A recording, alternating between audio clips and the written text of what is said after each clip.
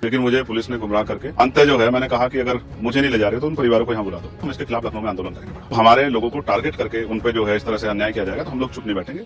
देखिए, मैं कल गया था प्रयागराज, और प्रयागराज गया था मैं कौशाम्बी का जो प्रकरण है, पाल समाज की जो हमारी बेटी है उसको न्याय मिले, उसके परिवार को न्याय मिले। और फिर इसोटा में जो घटना हुई है, उस घटना में जो एक शेड्यूल कास्ट के व्यक्ति को मारकर जला दिया गया गेहूं के खेत में, उस परिवार को न्याय मिले, उनकी मांगों को पूरा किया जाए, क्योंकि अभी तक उनकी मांगें पूरी नहीं हुई है। लेकिन मुझे पुलिस ने गुमराह करके, या ये कहिए कि मैंने उन पर भरोसा किया और उन्होंने मुझे इलाहाबाद सर्किट हाउस में रखा गया और मुझसे कहा कि अब कुछ देर में हम व्यवस्था करा के आपको वहाँ भेज देंगे। समय बीतता गया, मैं वहीं धरने में बैठा रहा। अब थोड़ी देर में फिर ये हुआ कि मैंने कहा कि मैं अकेला आदमी जाना चाहता हूँ, आप अपनी गाड़ी के साथ ले जाओ, मुझे कोई दिक्कत नहीं, मैं वहाँ से चल के यहाँ आया हूँ। परिवार भी चाहता है, परिवार से आम लोगों की बात हुई, उन्होंने भी कहा कि भाई को एक बार आके यहाँ मेरी बेटी की हालत देखनी चाहिए, हमारी हालत देखनी चाहिए। दोनों परिवारों की यही मांग थी, लेकिन पुलिस ने ना जाने क्यों जो है, किसके दबाव मुझे जाने नहीं दिया। अंत जो है, मैंने कहा कि अगर मुझे नहीं ले जा रहे तो उन परिवारों को यहाँ बुला दो।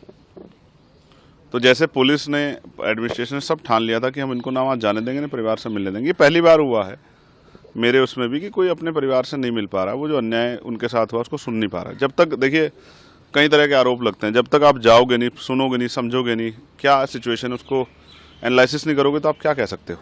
तो जब मैं गया ही नहीं, मिला ही नहीं, तो मैं क्या बता दूँ।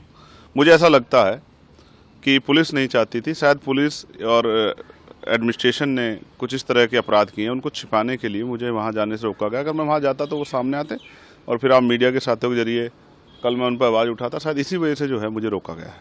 देखिए, मैं समझता हूँ ये पूरी कॉन्स्पिरेसी है, और ये जो कौशाम्बी की घटना है उससे ध्यान हटाने के लिए किया गया है।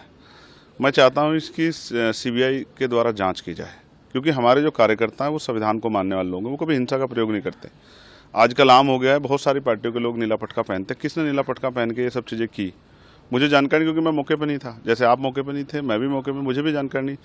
तो मगर मैं चाहता हूँ इसकी सीबीआई जाँच हो, जो दूध का दूध पानी का पानी हो जाए, पता लग जाए किसने कराया, क्या सिचुएशन थी, क्यों हुआ, क्या स्थिति थी, पुलिस ने लाठीचार्ज किया, पथराव हुआ आम लोगों पे, तब ये हुआ, कैसे हुआ, इसमें कौन कौन शामिल थे, इसकी जांच हो जाए। लेकिन मैं एक बात स्पष्ट कहना चाहता हूं कि अगर सिर्फ हमारे लोगों को टारगेट करके उन पे जो है इस तरह से अन्याय किया जाएगा तो हम लोग चुप नहीं बैठेंगे। मैं अपनी तरफ से जाँच की मांग कर रहा हूँ, तो क्योंकि मैं जानता हूँ कि हमारे लोग दोषी नहीं हैं। अगर सरकार जो है, या पुलिस या एडमिनिस्ट्रेशन, हमारे लोगों को जानबूझ के, हमारी पार्टी की बढ़ती ताकत को देख के, हमारी पार्टी की ज़मीन पे जो लोगों में प्यार बढ़ रहा है उसको देख के, अगर हमारे लोगों को टारगेट करने का काम करेंगे तो हम लोग किसी भी कीमत पर चुप नहीं रहेंगे, और हम प्रदेश स्तरीय आंदोलन जो है लखनऊ में करेंगे। ये बात की मैं सरकार को जो है पूर्ण रूप से जानकारी दे रहा हूँ कि वो इसकी जाँच कराएँ। अगर सरकार चाहती है इसमें ठोस कार्रवाई हो और आरोपियों पर कार्रवाई, तो इसकी सीबीआई जाँच कराएँ, ऐसी मैं मांग कर रहा हूँ। अगर ऐसा नहीं होता और सिर्फ आज़ाद समाज पार्टी भी हमारे कार्यकर्ता टारगेट किया जाता तो हम इसके खिलाफ लखनऊ में आंदोलन करेंगे बड़ा।